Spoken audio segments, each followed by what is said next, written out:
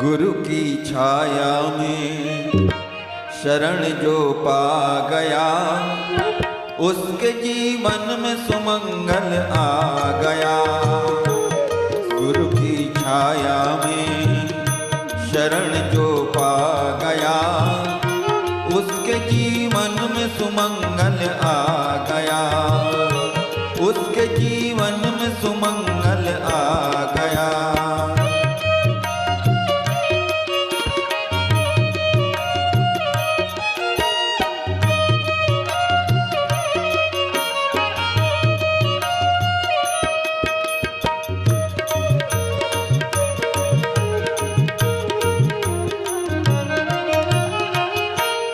गुरु कृपा तो सबसे बड़ा उपहार है। गुरु कृपा तो सबसे बड़ा उपहार है। गुरु है खेवनहार तो बेड़ा पार है। गुरु है खेवनहार तो बेड़ा पार है। गुरु है खेवनहार तो बेड़ा पार है। प्रेम का पावन हो, प्रेम का पावन उजाला छा गया। उसके जीवन में सुमंगल आ गया। उसके जीवन में सुमंगल आ गया।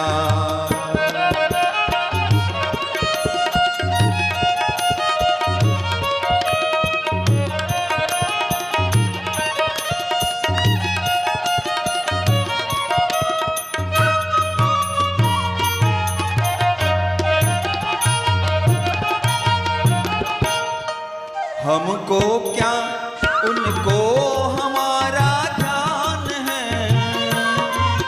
हमको क्या उनको हमारा ध्यान है। गुरु है अपने देवता श्री भगवान है।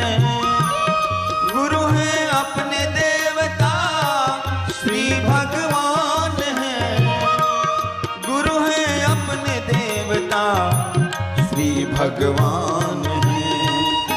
प्राण का पंछी हो, प्राण का पंछी बसेरा पा गया। उसके जीवन में सुमंगल आ गया। उसके जीवन में सुमंगल आ गया।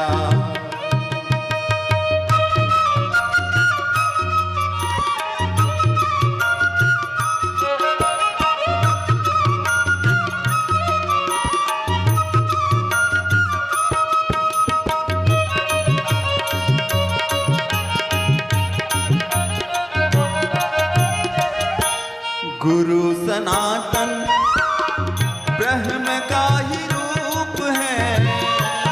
गुरु सनातन ब्रह्म का ही रूप है। उसकी करुण कृपा अमित अनूप है। उसकी करुण कृपा अमित अनूप है। उसकी करुण कृपा अमित अनूप है।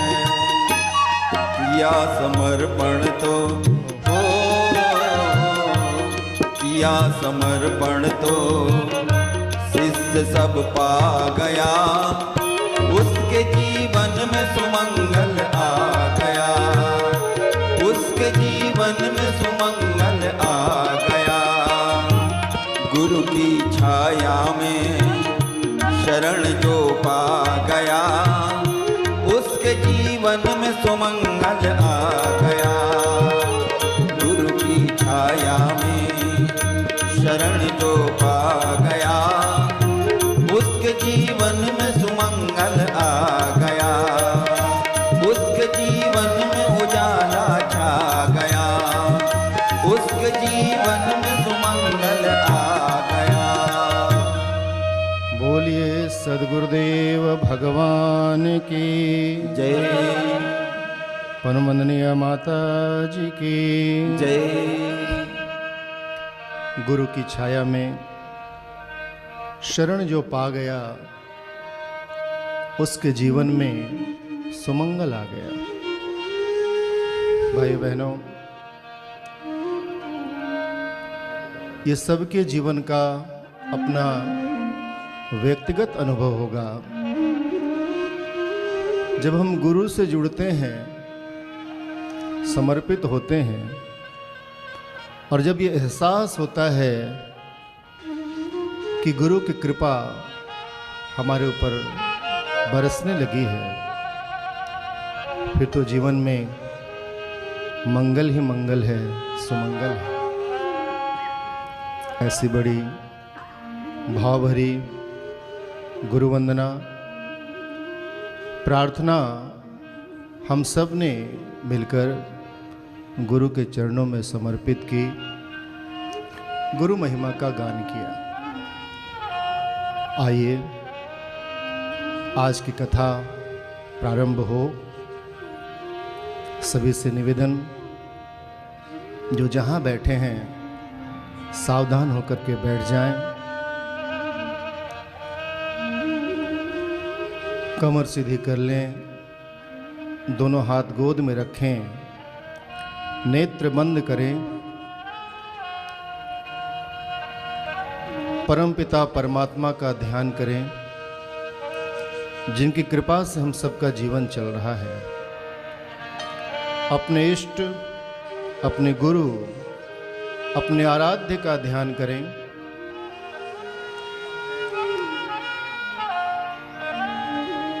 जिनकी छाया अमृत के समान है। यस्य छाया अमृतम यस्यो मृत्यु। जब हम उनकी छाया से दूर होते हैं, वही जीवन ही मृत्यु है। आइए, जिस रूप में भी आप अपने इष्ट को मानते हैं, उसी रूप का, उसी छवि का ध्यान करते हुए, सद्बुद्धि की प्रार्थना करते हुए वेद मंत्र, देव मंत्र, विश्व मंत्र, महामंत्र, गायत्री महामंत्र का गायन एक बार एक स्वर में, जो जहां है वहीं से हमारे साथ साथ बोलने की कृपा करेंगे। ओम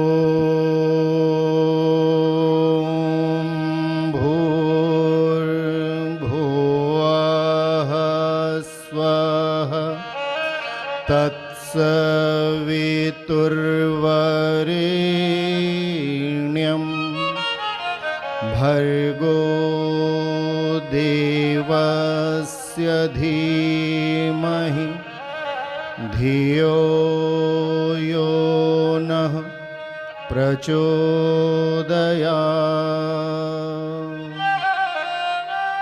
ॐ गुरुर्ब्रह्मा गुरुर्विष्णुः गुरुरेव महेश्वरः गुरुरेव परब्रह्म तस्मै श्री गुरवे नमः।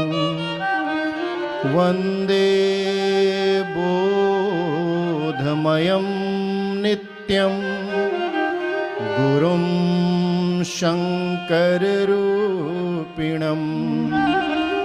यमाश्रितो हि वक्रोऽपि चन्द्रः सर्वत्र वन्द्यते। अज्ञानतिमिरान्धस्य ज्ञानाञ्जनशलाकया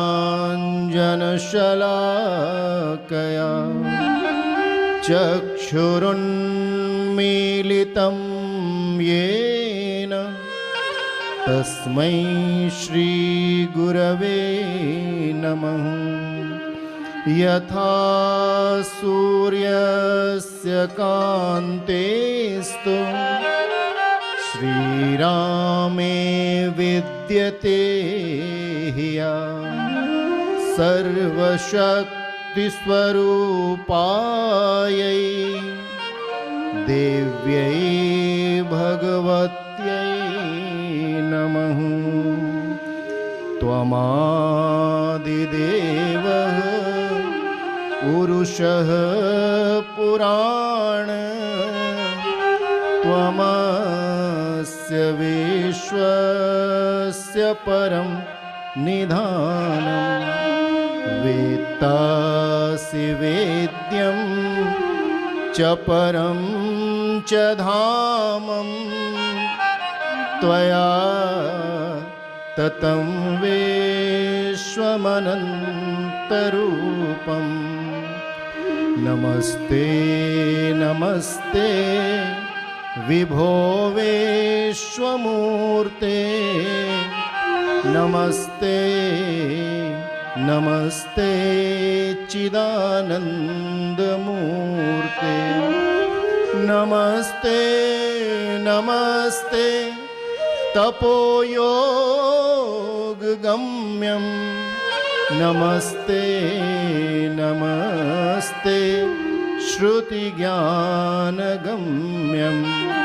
नमस्ते नमस्ते श्रुतिज्ञानगम्यं। व्यासाय विष्णुरूपाय व्यासरूपाय विष्णवे नमो वै ब्रह्मनिधये वासिष्ठाय नमो नमः। सिय राम मैं सब जग जानी करऊं प्रणाम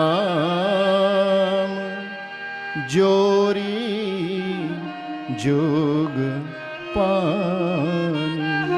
करऊं प्रणाम जोरी जोग पानी।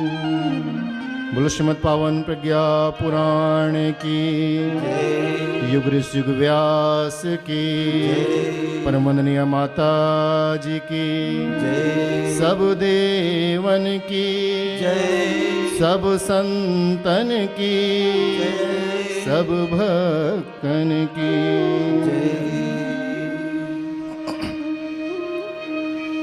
परम पूज्य गुरुदेव वंदनीय माता जी के सूक्ष्म उपस्थिति में ऑनलाइन के माध्यम से जो भी जहाँ से जुड़े हैं, श्रीमद् पावन प्रज्ञा पुराण की कथा में भाग ले रहे हैं, श्रवण कर रहे हैं, ऐसे सभी शक्ति स्वरूपा माताओं बहनों, देवतुल्य आत्मीय भाइयों, प्यारे बच्चों, श्रीमद् पावन प्रज्ञा पुराण की इस दिव्य कथा में आप जो जहाँ हैं सबका हार्दिक स्वागत है, अभिनंदन है और सभी को मेरा प्रणाम है। भाइयों बहनों, ऐसा शास्त्र कहते हैं कि जब ईश्वर की कृपा होती है, गुरु की कृपा होती है, या हमारे पुण्य का उदय होता है, तो ऐसे शुभ अवसर, पावन अवसर हम सबको प्राप्त होते हैं, जहाँ कहीं न कहीं हमें प्रभु सानिध्य का, संत सानिध्य का एक सुखद लाभ अनुभव होता है। इन दिनों बड़ा ही महत्वपूर्ण दिन में हम सब जी रहे हैं। चैत्र महानवरात्रि का पर्व मनाया जा रहा है और सब बड़ी श्रद्धा और भक्ति से व्रत अनुष्ठान जप तप में लगे हुए हैं। और ऐसे पावन अवसर पर, ऐसे अनुकूल वातावरण में अगर इस प्रकार का कोई सत्संग का लाभ मिले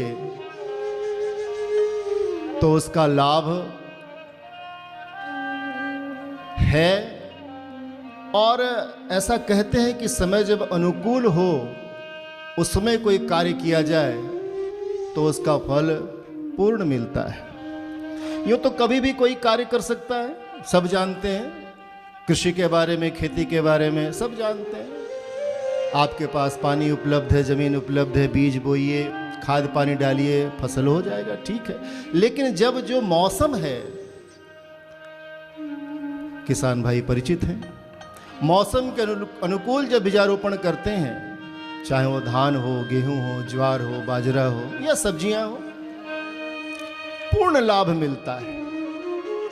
और विवेक की कसौटी यही है कि जब हम कोई कार्य करें तो उसका पूर्ण लाभ मिले। तो नवरात्रि की पावन बेला में हम सब यहाँ सत्संग में बैठे हैं।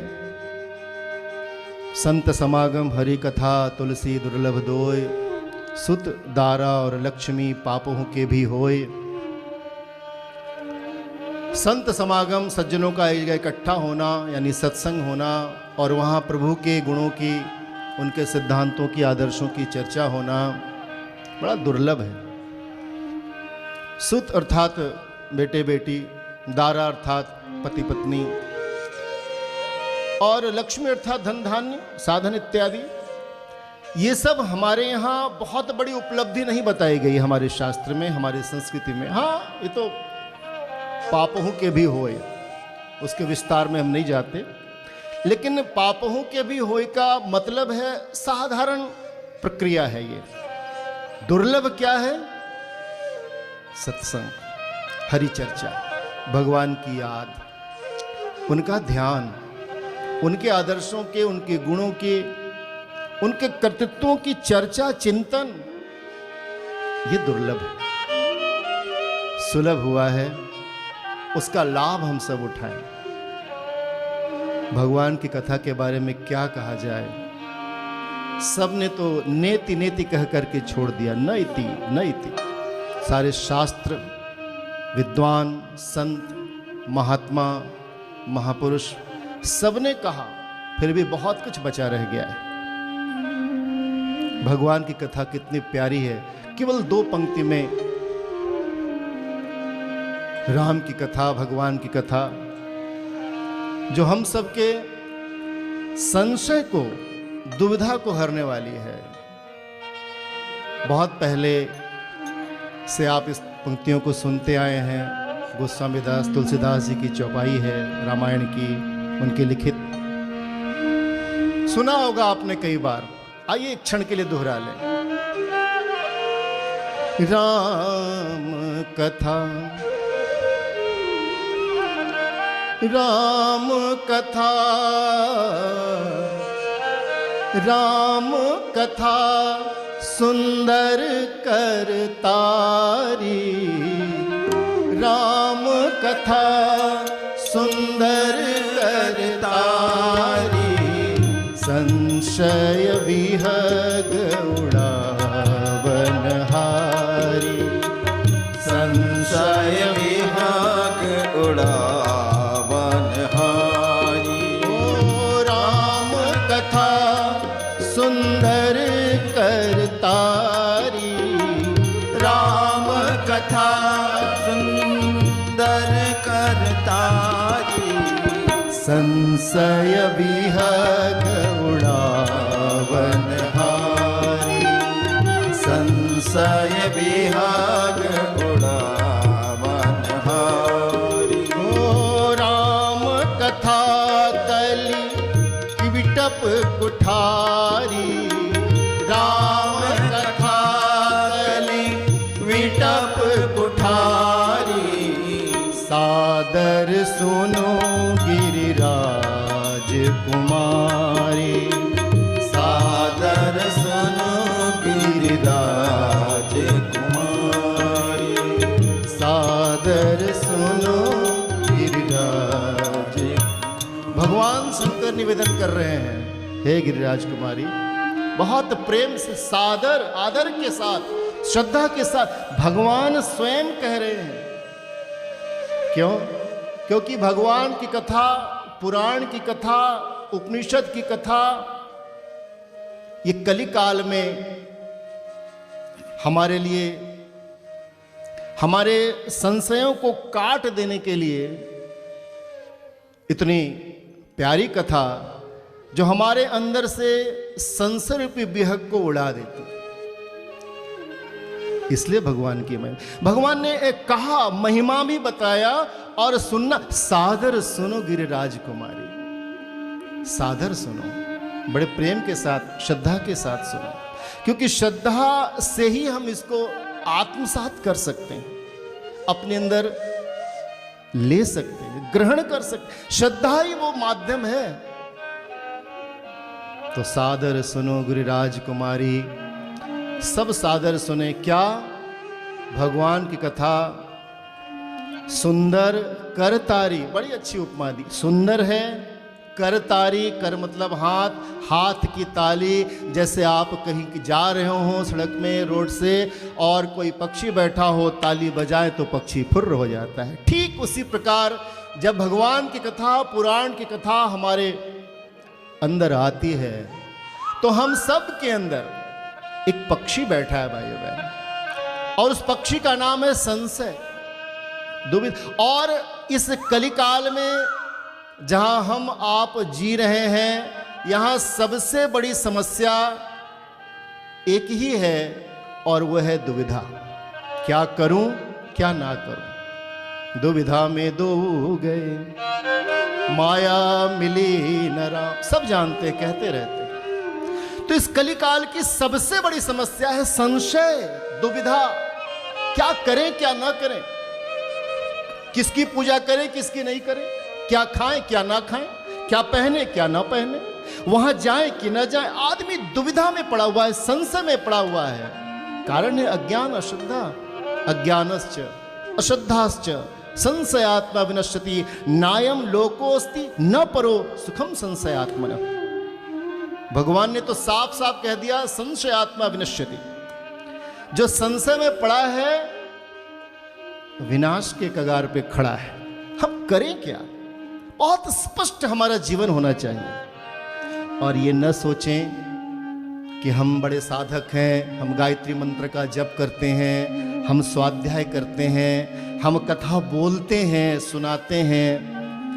ऐसी मान्यता हमारे अंदर हो सकती है कि हमारे पास बड़ी बड़ी डिग्रियां हैं, इसलिए हमारे मन में कोई संशय नहीं। नहीं, ऐसा नहीं है। ये संशय कभी भी किसी को कहीं भी पकड़ सकता है। अरे हम आप तो सामान्य आदमी हैं।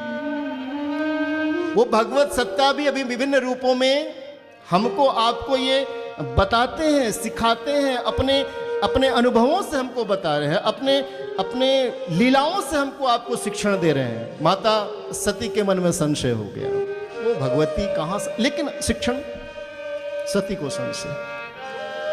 कथा आपको मालूम है, सती को संशय हुआ, पति छूट गया। नारद जी को संशय हो गया, गरुड़ जी को संशय हो गया।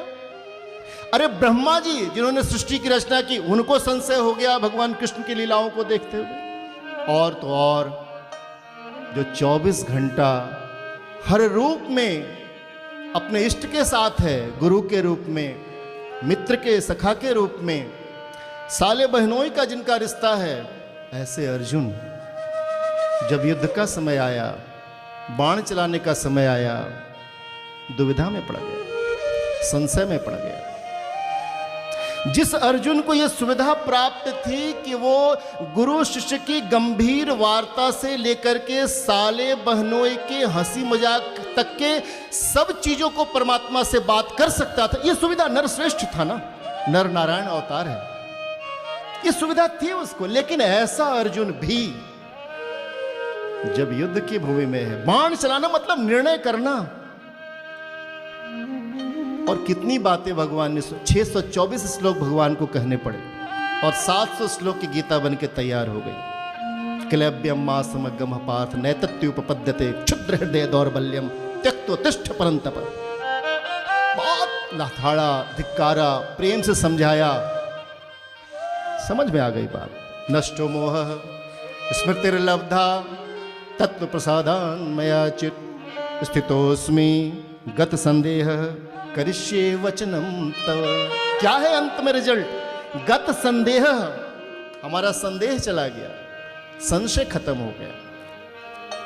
भाइयों बहनों, हम आप भी अर्जुन की भूमिका में ही जी रहे हैं। बाण चलाना मतलब इस जीवन समर में, जीवन संग्राम में निर्णय लेना, हम क्या करें क्या ना करें। जैसे अर्जुन का मन तर्क देता था कि अपनों को मारे राज्य के लिए, छी छी छी, और क्या शानदार तर्क है। अपनों का वध करे राज्य की प्राप्ति के लिए, नहीं भगवान ये हमसे नहीं हो सकता, हम भीख मांग करके जीवन गुजारा कर लेंगे, अपने लोगों की हत्या नहीं करेंगे। और रथ के पीछे जाकर बैठ गया। भगवान को समझाना पड़ा। लोग तर्क देते हैं भाइयों बहनों, अरे घोड़ा घास से दोस्ती करेगा तो खाएगा क्या, दाल में नमक तो मिलता ही है, दूध में थोड़ा पानी तो मिला ही सकते हैं। ऐसे बहुत सारे तर्क दे करके अपने लिए थोड़े कर रहे हैं। अरे एक पक्षी भी अपने जीवन में एक घोंसला बनाता है, क्या हम एक घर नहीं बनाएं? बेटी की शादी करनी है, बेटे को पढ़ाना है, ये वो न जाने कौन कौन सा तर्क, वो सारे तर्क जो अर्जुन अपना रहा था हम अब भी जीवन समर में अपनाते हैं और गलत कार्य के लिए प्रेरित हो जाते हैं, क्योंकि सन से इच्छा नहीं होती, फिर भी निर्णय नहीं है, करें क्या। तब कोई कृष्ण की वाणी आती है, तब कोई सत्संग मिलता है, तब कोई प्रज्ञा पुराण की बात आती है और ये समझ में आ जाता है कि लाख तर्क हम दे दें, लेकिन अवश्यमेव भोक्तव्यम कर्म फल शुभाशुभम। जो कर्म हम करेंगे उसका फल हमको ही भोगना। और जिस दिन ये एहसास हो जाता है, समझ में आ जाता है कि हमें क्या करना चाहिए। तो संग्राम जिंदगी है, लड़ना उसे पड़ेगा, जो लड़ नहीं सकेगा आगे नहीं बढ़ेगा। लेकिन लड़े कैसे? वो तर्क के बाण, वो बुद्धि के बाण तो हमको चाहिए। और वो प्राप्ति स्थल एक ही है भाइयों बहनों, उसका नाम है सत्संग। बिनु सत्संग विवेक न होई, राम कृपा बिन सुलभ न सोई। बिना सत्संग के विवेक की प्राप्ति नहीं, और बिना प्रभु कृपा के सत्संग की प्राप्ति नहीं। सत्संग के बिना विवेक की प्राप्ति नहीं, और विवेक के बिना ठीक ठाक जीवन नहीं जी सकते। मनुष्यता के गौरव और गरिमा के अनुरूप जीवन नहीं जी सकते हैं जब तक विवेक की प्राप्ति। तो विवेक प्राप्ति स्थल एक ही है भाइयों बहनों, और वो है सत्संग। आइए ऐसे सत्संग में हम सब बड़े भाव और श्रद्धा के साथ भाग लें। और बहुत प्यारी बात है कि जो सत्संग का माध्यम है वो श्रीमद् पावन प्रज्ञा पुराण की कथा है। पिछले 2-3 दिन से आप ये कथा श्रवण कर रहे हैं, जिसके विषय में आपको जानकारी है भी और आप कर भी सकते हैं जानकारी। इस युग के व्यास, युग ऋषि, वेद मूर्ति, तपोनिष्ठ पंडित श्री राम शर्मा आचार्य गुरुदेव महाराज भगवान जी ने इस युग के अनुरूप संपादन किया गया। क्योंकि व्यास एक ऋषि का नाम तो है, लेकिन व्यास का शाब्दिक अर्थ ही होता है संपादक, एडिटर। जो व्यास अर्थात युग के अनुरूप ज्ञान का संपादन करता है।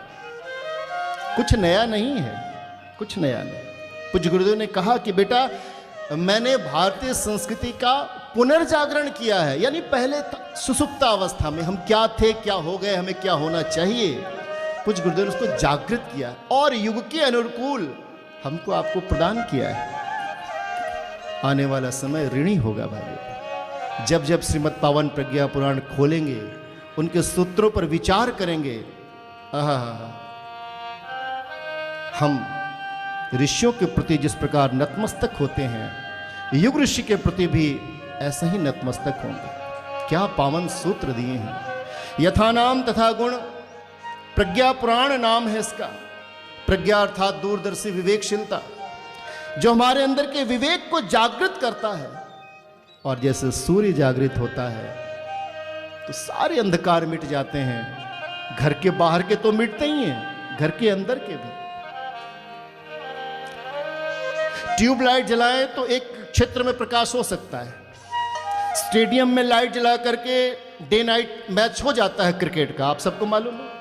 लेकिन उस स्टेडियम के बाहर अंधेरा अंधेरा। ऐसे कुछ डिग्री प्राप्त करके, शिक्षा प्राप्त करके हम एक क्षेत्र में अपने जीवन को आलोकित तो कर सकते हैं, नो डाउट, करते भी हैं। बहुत अच्छा वैज्ञानिक है, डॉक्टर है, इंजीनियर है, अपने अपने क्षेत्र में महारत हासिल है। लेकिन वो उसी तरह से है जैसे किसी एक क्षेत्र में थोड़ी भी योग्यता तो है, लेकिन दूसरे क्षेत्र की जब समस्याएं आती हैं तो आदमी परेशान हो जाता है, दुखी हो जाता है, समाधान पाने के लिए न जाने कहां कहां चक्कर लगाता है। लेकिन जब सूर्य उदय हो जाए, जब ज्ञान का उदय हो जाता है, तो व्यक्ति अपने जीवन का भी समाधान करता है और जो उसके संपर्क में आता है उसका भी समाधान हो जाता है। ये ज्ञान की महिमा है। ऐसे सूत्र, ऐसी प्रज्ञा हमारे अंदर जागृत हो, विवेक जागृत हो और जीवन के इस मार्ग में हर स्पष्ट हो जाए क्या कैसे चलना है, क्या भक्ष क्या भक्ष, क्या पहनने योग क्या नहीं पहनने योग। ज्यादा विस्तार नहीं करेंगे भाइयों बहनों, बस एक ही बात करेंगे कि इस युग में बहुत सौभाग्य है हम लोगों का, बहुत सौभाग्य। और केवल इसलिए नहीं बात नहीं कह रहे हैं कि हमारे गुरु हैं इसलिए हम गुरु की तारीफ करके, नहीं। हो सकता है जो कथा सुन रहे हो आप गायत्री परिवार को जानते भी ना हो, युग ऋषि युग व्यास के बारे में जानते भी ना हो, लेकिन निवेदन आपसे, आप प्रज्ञा पुराण कहीं से उपलब्ध करा लेना अपने जीवन और डालना। तो एक बार नजर, एक बार दृष्टि कि सूत्रों पर आज के जीवन का सबसे सुंदरतम ग्रंथ है भाइयों बहनों, निचोड़ है, सार है। ऐसे सार के प्रज्ञा पुराण के सूत्रों को ग्रहण करें। आइए, परंपरा है हमारी कि जो कथा कही जाती है उस कथा के रचयिता का और ग्रंथ का हम अभिवादन करते हैं, उसको प्रणम्य करते हैं, ताकि वो चीज, वो बात हमें समझ में आ सके। आइए, शुरू में गुरु वंदना के माध्यम से युग व्यास को हम सब ने प्रणाम किया और अब श्रीमद् पावन प्रज्ञा पुराण की एक छोटी सी गीत हम सुनेंगे। सुनो कथा यह कान लगाकर, स्थिर होकर, ध्यान से। ये कथा जो परम पावन है और हम सबको जीवन में आनंद प्रदान करने वाली है। सुनो कथा यह कान लगाकर, स्थिर होकर ध्यान से, यह प्रज्ञा पुराण अति पावन, मुक्त करे अज्ञान से। सुनो कथा यह कान लगाकर, स्थिर होकर ध्यान से, यह प्रज्ञा पुराण अति पावन, मुक्त करे अज्ञान से। सुनो कथा यह ध्यान से, रहो नहीं अज्ञान से। सुनो कथा यह ध्यान से, रहो नहीं अनजान से।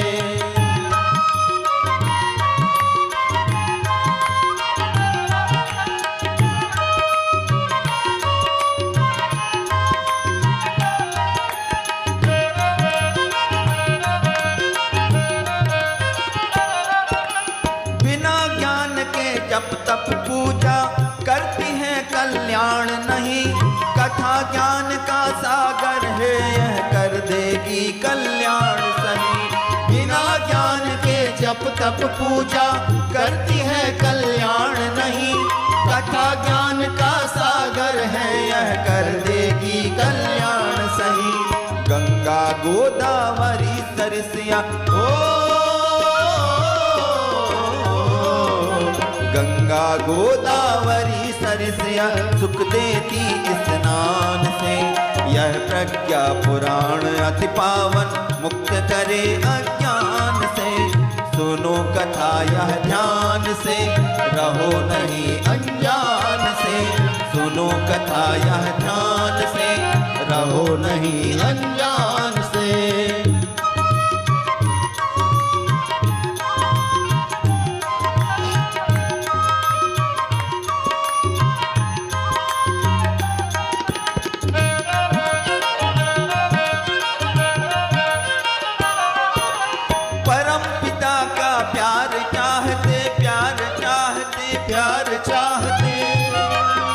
परम पिता का प्यार चाहते हो तो इसका वर्ण करो। हृदय भरो श्रद्धा निष्ठा से, मंगलमय आचरण करो। परम पिता का प्यार चाहते हो तो इसका वर्ण करो। हृदय भरो श्रद्धा निष्ठा से, मंगलमय आचरण करो। प्रज्ञावान बनो जिससे,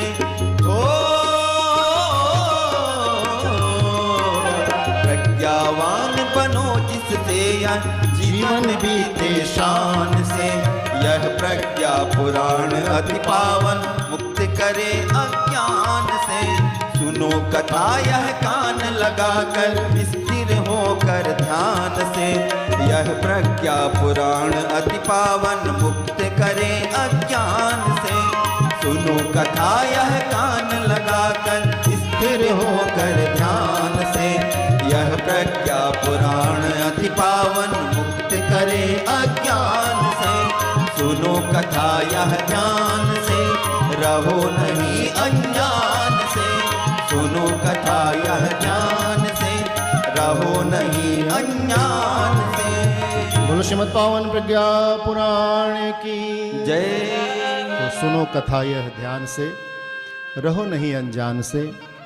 कथा सुनने के बाद हम अनजानी न रह जाएं। जाने तो कौन सी कथा? भाई बहनों, रामचरितमानस की कथा, श्रीमद् भागवत महापुराण की कथा, अन्य पुराणों की कथा हम सब सुनते रहे हैं। लेकिन हो सकता है कईयों के लिए कथा पहली बार हो। बहुत नई कथा है श्रीमद् पावन प्रज्ञा पुराण की कथा। और एक अद्भुत बात आपको बताएं कि ये पुराण भी है और उपनिषद भी है। प्रज्ञोपनिषद भी नाम है इसका।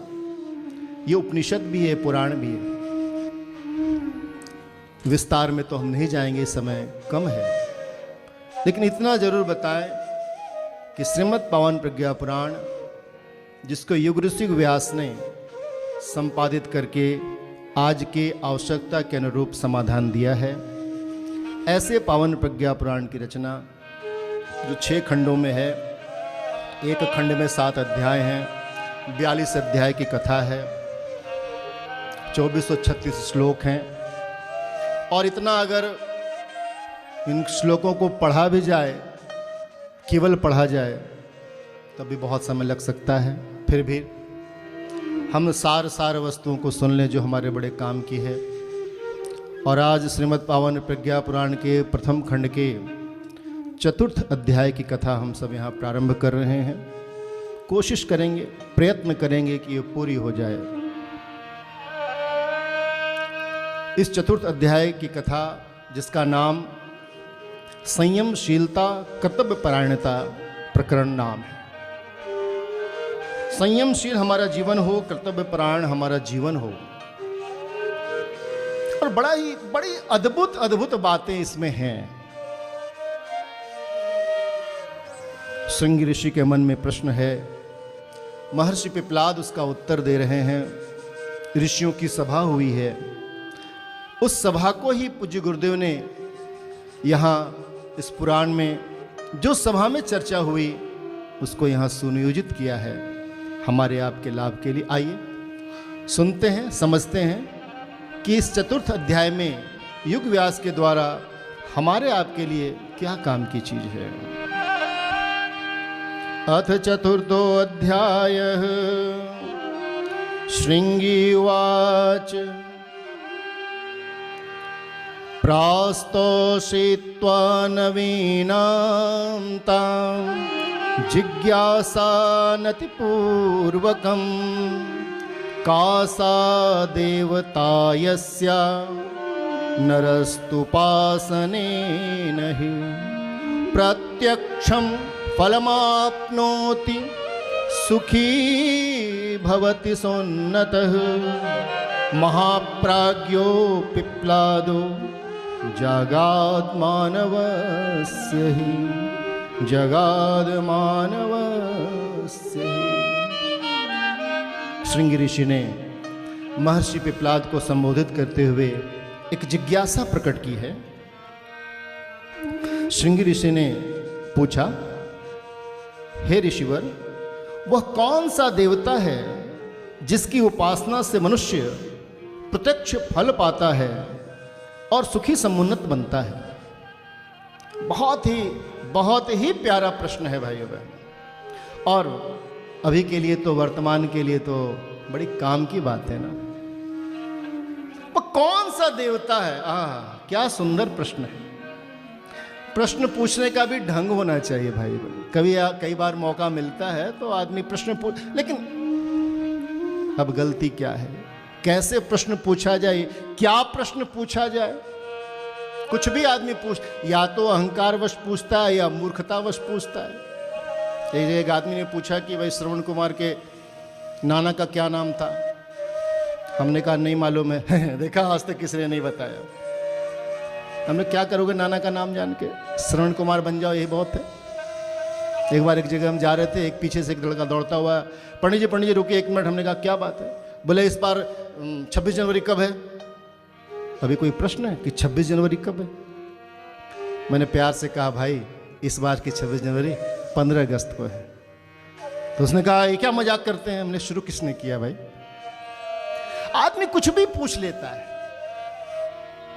ऐसा कुछ पूछें जिससे जीवन का उद्धार। और जब भी ऐसा कोई अद्भुत प्रश्न पूछा जाता है भाइयों बहनों, जिससे पूछा जाता है पहले वो प्रश्न पूछने वाले की बड़ी तारीफ। आहा, श्रीमद् भागवत की कथा में राजा परीक्षित ने जितने बार प्रश्न पूछा, शुकदेव मुनि ने उत्तर देने से पहले राजा परीक्षित की बड़ी प्रशंसा की। हे राजन, धन्य है आप, लोक कल्याण के लिए आपने इतना सुंदर सा प्रश्न पूछा। और शंकर जी को तो रहा ही नहीं गया। कथा ज सकल लोकहितकारी, कथा ज सकल लोकहितकारी, सोई पूछन चह शैल कुमारी, सोई पूछन चह शैल कुमारी। धन्य धन्य गिरिराज कुमारी, धन्य धन्य गिरिराज कुमारी, तुम समान नहीं को उपकारी, तुम समान नहीं को उपकारो। कथा ज सकल लोकहितकारी, कथा जो सकल लोक हितकारी, सोई पूछन चह शैल कुमारी, सोई पूछन चह शैल कुमारी। तो धन्य हो गिरिराज कुमारी, तुम धन्य हो। कथा जे सकल लोक हितकारी, सोई पूछन, क्या चाहत है तुम्हारी। और वैसे ही चाहत आज श्रृंग ऋषि के मन में है। और बहुत ही समसामयिक प्रश्न है भाइयों बहन हमारे आपके जीवन के लिए। क्या प्रश्न। का सा देवता यस्या नरस्तुपासने नहीं।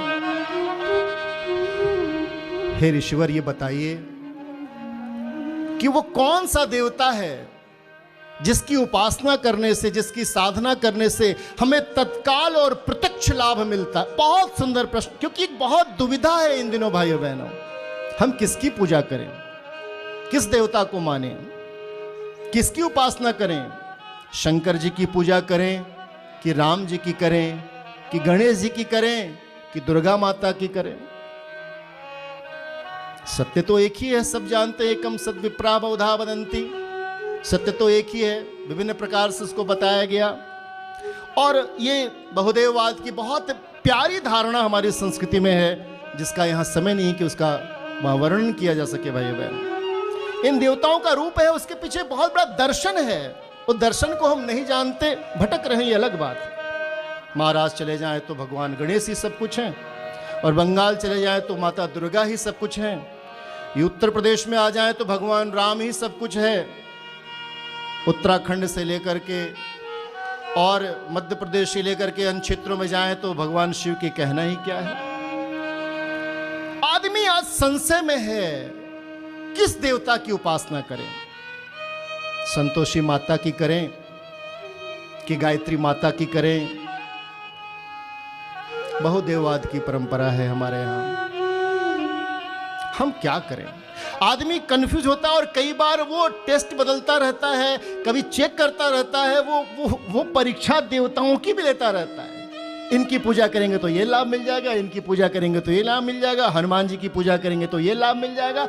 आदमी एक जगह टिकता नहीं भाइयों बहनों, और कारण वही अज्ञानता, अश्रद्धा और संशय। कारण वही, और इसका लोग लाभ भी उठा रहे हैं। ये हमारा न कहने का अधिकार है, न यहाँ कोई चर्चा करने का विषय है, उस ओर हम नहीं जाएंगे। लेकिन ऐसा करके लोग मूर्ख बना करके न जाने कितना लाभ उठा रहे हैं। एक जगह टिको तो भाई। एक व्यक्ति था, एक महात्मा के पास गया। उसको मालूम था कि महात्मा बड़े दयालु होते हैं, जो मांगते हैं वो देते हैं। तपस्वी थे, सुन रखा था नाम। गया, प्रणाम किया। महात्मा का स्वभाव, बोलो बच्चे कैसे आना हुआ? महाराज मेरे गांव में एक तकलीफ है। आहा, समाज सेवा के लिए आया है। महात्मा खुश हो गए। हाँ बोल बेटा, क्या तकलीफ है? उसने कहा कि भगवान मेरे गांव में पीने का पानी नहीं है। पानी है लेकिन पीने योग्य नहीं है। कुछ ऐसी कृपा करें, आशीर्वाद दें, कुछ अपना पुण्य दें, ताकि गांव में मीठे पानी का कोई एक स्रोत मिल जाए। महात्मा ने कहा कि बेटा ठीक है, लोक कल्याण का भाव है तेरा, मेरे पास कुछ पुण्य जरूर है, मैं आशीर्वाद देता हूं। जा, तो अपने गांव में किसी भी जगह 25 फुट गड्ढा करना, मीठा पानी मिल जाएगा। बहुत परम प्रसन्न हुआ वो बालक। गांव आया, गड्ढा खोदा। महात्मा ने 25 फीट कहा था, उसने 50 फुट खोदा, पानी नहीं मिला। गया वो महात्मा के पास। महात्मन, मेरी मेहनत बेकार गई, कोई बात नहीं। मैंने परिश्रम किया, मुझे जल नहीं मिला, कोई बात नहीं। लेकिन आपने असत्य क्यों बोला? कोई महात्मा असत्य तो नहीं बोलता। नहीं देना था तो आप मना कर देते। महात्मा दुखी हुए। नहीं बेटा, तुझसे कोई भूल हुई होगी। नहीं, आपने कहा था 25 फीट के लिए, मैंने 50 फीट गड्ढा खोदा है। अच्छा, सच में तो खोदा? हाँ, चल दिखा तो मुझे। और देखने गए। देखा महात्मा ने, सचमुच उसने 50 फीट गड्ढा खोदा था भाइयों बहनों, लेकिन एक एक फीट गड्ढा 50 जगहों पे खोदा था। महात्मा ने कहा बेटा तुझसे चूक हो गई, तू एक ही जगह खोदता तो तुझे मिल जाता। भाइयों बहनों, हम भी न जाने कितने जगह गड्ढा खोद रहे। कुछ मिलने का समय आता है, हम राह बदल देते हैं भ्रम में पड़कर। महात्मा ने आशीर्वाद दिया, समझाया, बालक प्रसन्न हुआ। महात्मा चले गए। पुनः उस बालक ने गड्ढा किया। इस बार भी उसने 50 फीट गड्ढा किया, जल नहीं मिला। फिर गया वो महात्मा के पास। हे महात्मन, मैंने पुनः परिश्रम किया लेकिन जल नहीं मिला। इस बार उसने उनके ऊपर कोई आरोप नहीं लगाया, लेकिन दुखी तो था। मुस्कुराए महात्मा, चले उसके साथ, शायद कोई शिक्षण भी देना चाह रहे हो। गए, देखा, हाँ बेटा तूने 50 फीट गड्ढा तो किया, एक ही जगह पर किया, यह भी सत्य है, लेकिन तूने गड्ढा लंबाई में किया, गहराई में नहीं किया। अगर तू गहराई में किया होता तो तुझे पानी मिल जाता। भाइयों बहनों, हम भी माला जप रहे हैं, हम भी पूजा कर रहे हैं, हम भी व्रत उपवास कर रहे हैं, हम भी न जाने कितने पीढ़ियों से जप तप अध्ययन करते आ रहे हैं, लेकिन फल के नाम पर कुछ न कोई आत्म संतोष है, न कोई उपलब्धि है, न भौतिक जीवन सुंदर बन रहा है, न आध्यात्मिक जीवन में कोई उपलब्धि हो रही है। कारण कहीं न कहीं कोई चूक हो रही होगी। हम देवताओं की पूजा उपासना कर तो रहे हैं, लेकिन लंबे समय से कर रहे हैं। 40 माला का नित्य जप करते हैं, लेकिन उपासना की गहराई में शायद नहीं उतर। पूज्य गुरुदेव ने एक पुस्तक लिखा भाइयों बहनों, उपासना का तत्व दर्शन। है क्या तत्व उस उपासना? अगर किए होते तो मिलता है भाइयों बहनों। इतिहास साक्षी है। ध्रुव को मिल गया, नचिकेता को मिल गया, प्रहलाद को मिल गया, सनत कुमारों को मिल गया। अरे राष्ट्र की बलिवेदी पर चढ़ जाने वाले भगत सिंह को अध्यात्म मिल गया भाई। छोटे छोटे उम्र में लोगों ने पा लिया उस चीज को जिसके लिए मनुष्य जीवन मिला। लेकिन क्या करें, हम गड्ढा बदलते रहते हैं, लंबाई में चलते रहते हैं, और ये स्थिति बन गई है। इसमें दोषारोपण नहीं है, ये वातावरण बन चुका। और तभी तो युग ऋषि ने समाधान दिया है कि आखिर वो वास्तविक देवता कौन है जिसकी उपासना करें, जिसका लाभ हमको मिले, और वो प्रत्यक्ष मिले और तत्काल मिले, बड़ा अच्छा प्रश्न में बहुत सारी चीजें जोड़ देते हैं जो बुद्धिमान लोग होते हैं। एक तो प्रत्यक्ष मिले दिखे और तत्काल मिले, ज्यादा लंबा समय नहीं है, कहाँ आदमी धैर्य खो रहा है। तो इस बात को पिपलाद ऋषि ने बहुत ध्यानपूर्वक सुना और फिर पिपलाद ऋषि ने क्या उत्तर दिया, आइए सुनते हैं। जी श्री पिपलाद उवाच जीवनं देवतानूनं प्रत्यक्षमन्य देवता परलोके कृपां कुर्वन् सात्मनो जीवनं परम सुसंस्कृतं च सज्जं च कर्तुं चेत् क्रियते वृषम् उपासना ततस्तस्य लाभास्त्वस्मिन् हि जीवने लाभास्त्वस्मिन् हि जीवने। महर्षि पिपलाद ने कहा कि हे श्रृंग ऋषि, मनुष्य का जीवन स्वयं ही प्रत्यक्ष देवता है। अन्य देवताओं की कृपा तो परलोक में मिलती है, पर अपने जीवन को सुघड़ सुसंस्कृत बनाने की उपासना के लाभ तो इस जीवन में भी मिलते हैं, परलोक में भी। इसमें रत्ती भर भी संदेह नहीं है। अतः जीवन को ही सुसंस्कृत बनाना आवश्यक है। क्या सुंदर सा समाधान दिया महर्षि पिपलाद ने। महर्षि पिपलाद कह रहे हैं कि हे श्रृंग ऋषि,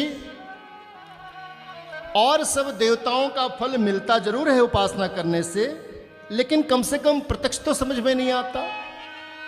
परलोक सुधर जाने की बात होती है कि परलोक में मिलेगा, मिलता भी होगा, हमारे शास्त्र कहते हैं, संत कहते हैं, अच्छी बात है। लेकिन आपने जो प्रश्न किया कि प्रत्यक्ष लाभ और तत्काल मिलने की बात, महर्षि पिपलाद कह रहे एक ही देवता है। और अंत में उन्होंने एक चीज जोड़ दिया, इसमें रत्ती भर भी संदेह नहीं है। बार बार संदेह शब्द आ रहा है, ध्यान देना। कोई संदेह करने का कहीं से कोई कारण नहीं है। कह रहे हैं जीवन, मनुष्य का जीवन स्वयं ही प्रत्यक्ष देवता है। इसको साध लिया जाए तो सब कुछ इस जीवन में मिल सकता है। और भाइयों बहनों, इस मनुष्य जीवन के गौरव गरिमा के बारे में कौन नहीं जानता। चाहे आप रामायण का अध्ययन करिए, चाहे आप श्रीमद् भागवत का अध्ययन करिए, चाहे आप योग दर्शन और क्षय दर्शन का अध्ययन करिए, चाहे आप उपनिषद का अध्ययन करिए, वेद का अध्ययन करिए, सब जगह एक ही बात है कि ये मनुष्य जीवन अत्यंत दुर्लभ है। पुनर्वित्तम पुनर्मित्रम पुनर्भार्या पुनर्मही एतत् सर्वम पुनर् न शरीरम लभ्यते पुनः पुनः। धन चला गया हो तो मिल जाएगा, मित्र बिछड़ गए हो मिल जाएंगे, पत्नी भी मिल जाएगी, धरती का टुकड़ा आपके पास था नहीं वो भी मिल जाएगा, सब मिल जाते हैं प्रयत्न करने पर। एतत् सर्वम पुनः पुनः, ये सारे चीज बार बार मिल जाते हैं, लेकिन न शरीरम लभ्यते पुनः पुनः, ये बार बार नहीं मिलता। और इसको यहाँ विस्तारित नहीं करेंगे, आप सबको मालूम है 84 लाख योनियाँ हैं और उसमें एक योनि मनुष्य का शरीर जो बड़े भाग से मिलता है। भाइयों बहनों, बड़े भाग मानुष तन पावा। उत्तरकांड में गरुड़ जी से ने प्रश्न किया कागभुसुंडी जी से, 7 प्रश्न है, बड़ा दुर्लभ प्रश्न है। और उसमें पहला ही प्रश्न है, प्रथम कहूँ नाथ मति धीरा सबते दुर्लभ कवन शरीरा। हे नाथ, सबसे पहले प्रश्न का उत्तर दीजिए, मति धीरा, मति स्थिर करके दीजिएगा, सोच समझ करके बताइएगा कि सबते दुर्लभ कवन शरीरा, कौन सा शरीर है जो सबसे दुर्लभ है। तो गरुड़ जी को संबोधित करते हुए कहते हैं कागभुसुंडी जी, नर तन सम नहीं कवनि उदेहि, नर तन सम नहीं कवनि उदेहि, जीव चराचर जाच चैत जे